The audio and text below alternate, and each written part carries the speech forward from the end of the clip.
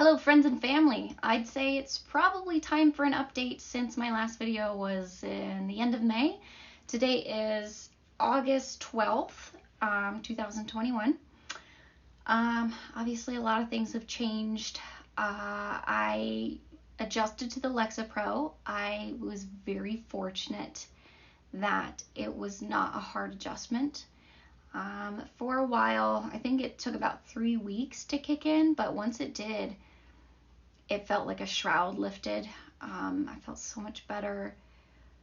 As far as side effects go, I did feel sleepy, and then at night I was having some insomnia. But just like a 1 milligram dose of melatonin each night pretty much worked for that. Once in a while I'll take a Unisom, but I was able to stop doing that. Right now I'm not taking anything extra, just my 5 milligrams Lexapro each night. And then for a while I was adjusting, I was kind of yawning a lot. If you've ever adjusted to a medication, you know sometimes there are these little muscular twitches that happen in a way. So I was just yawning a lot. I felt like in my tongue I needed to yawn. It was really strange, but that went away. I think that was only like a couple days to a week long. But it took me about 3 weeks, and I am feeling so much better. Just that baseline of anxiety is down to a completely manageable level now. However, I still get my events. I still get my reactionary anxiety. And that is what the therapy is for. That is what the counseling is for. I need to work through why I react that way, how to combat reacting that way. And I think that it's a deeply psychological thing that I need to dig through and sort through. So otherwise, the medication has helped so much. I'm still on a small 5 milligram dose. It's possible for me to go up to a 10 milligram, but especially if I'm trying to conceive and everything, I'd really prefer to stay on as low a dose as possible. So the counseling's been going really well too through Cerebral. I pay $10 a month for my medication, and that goes through my insurance. However, the counseling is not covered by my insurance, so I pay Cerebral's full price of $85 a month. That's one session of counseling per month, and I have my doctor's appointment actually coming up, I think next weekend. So we will go over how my meds adjusted and everything. And there was a point where I was kind of asking myself, okay, do I really need to spend $85 on this? Like, could I just go without? But, you know, when those moments really hit where I'm having a reactionary episode, I have a lot more work to do. And I intend to really seek through my insurance, finding a psychiatrist who I can get on board with, but oftentimes sometimes they have a wait list for a couple months. So Cerebral has been just phenomenal for getting help now and just getting in and getting better. So I'm very thankful for that. But looking to switch to something a little more affordable for me. So as far as life goes, I got my COVID shot. I got the second one. I was feeling great all day till about 12 hours after my shot. And I was puking all night. It was horrendous. And puking is a really big trigger to me. And I remember that at a point I thought about killing myself because I can't cope with like that level of sickness. It was really hard. But I got through it. It was fine. I'm glad that I am vaccinated now. That makes me feel a little safer, a little better. Knowing that I likely will not be hospitalized by COVID. That's nice. Yeah, I've heard of only one other person having a puking reaction to the second dose. Sorry about this glare. There's no winning with glasses, I swear. Anyway, so I passed my exam. As you can see right there, I am a certified professional coder through AAPC. It's a 5-hour test, and I had about 2 hours of extra time left over and I got an 85% where you only need 75% to pass. So very happy with that. Woohoo!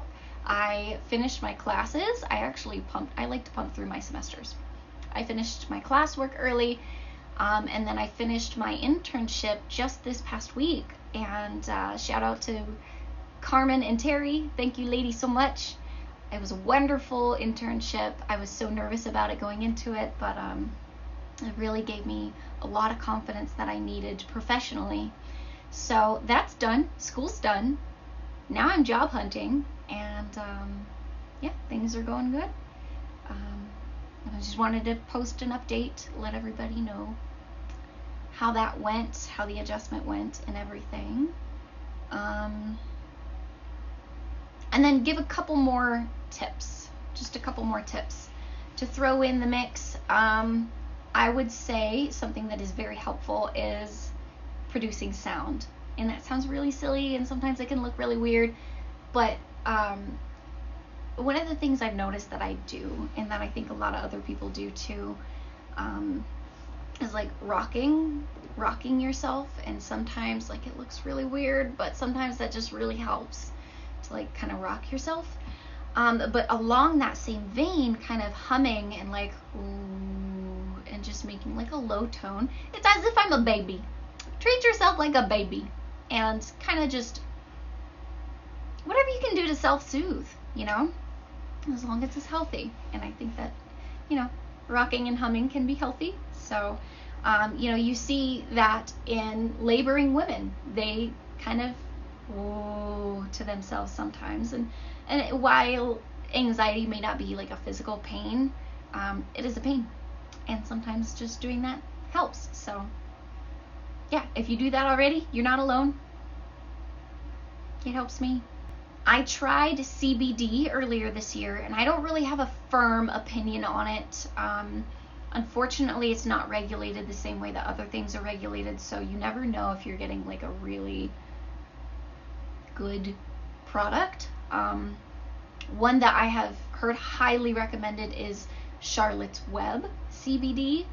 I've heard that it's far different from other CBDs. It's just kind of a steep price, so I haven't personally tried it myself. I would also say having a pet. Having a pet, I know I've said it in my other videos. If you haven't watched my other videos, you might want to watch some of my other videos for tips. But having a pet is just that mutual love, that taking care of something other than yourself. And just sometimes when I pet my dog, it's just so nice to have a blank mind and just think about her and my love for her. And now I'm getting really sappy, but you get it. And then the other thing would be old-fashioned escapism. I have an iPad. I'm actually using this to read my notes, but I like to play a Harry Potter version of Candy Crush, and that is my escapism. My best friend's escapism is reading books and painting, and she actually started therapy recently too, and her psychiatrist had told her that as long as you're not neglecting your other responsibilities, it's okay to escape.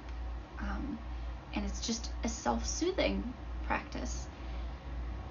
So I'd say my other advice is to get dressed.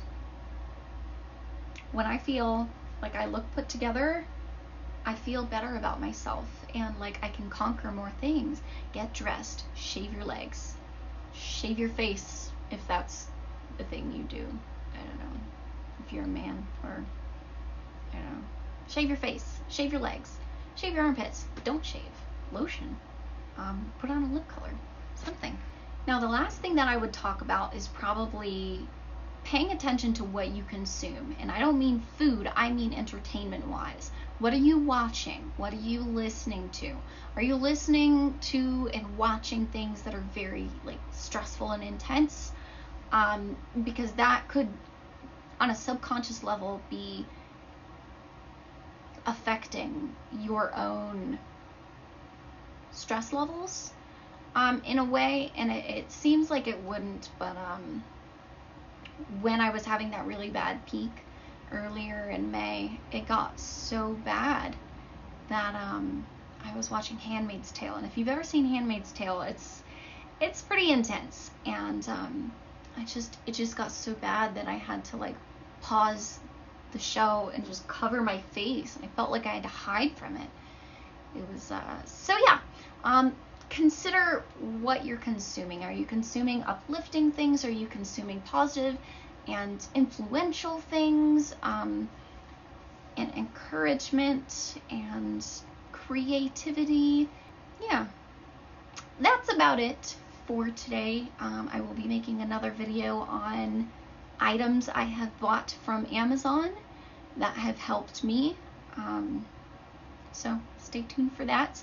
Thank you guys for watching and listening and hanging out with me. It's been my pleasure. And I hope to see you in the next video. Toodles!